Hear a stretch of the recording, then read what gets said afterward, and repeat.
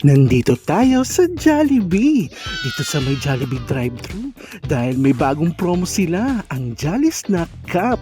Wow! Yippee!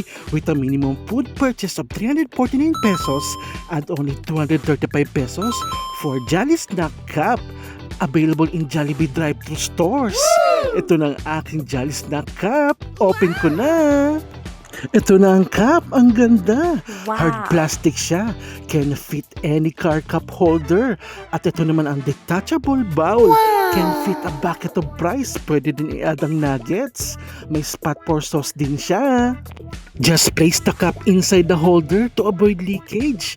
By the way, fit lang siya sa regular size drinks only. O diba? Here's my Jolly Snack Cup. Snacking on the go made easier. Kaya grab yours now. Promo period from August 1 to August 15, 2026. Happy na naman si Happy Yuan. Ito, dip muna ako ng Jolly Fries. Sarap! Wow! At ito naman ang Jolly Nuggets. O diba? This is Happy Yuan Sampang. My vlog, my day, and my share. Thank you for watching. See you again. Bye!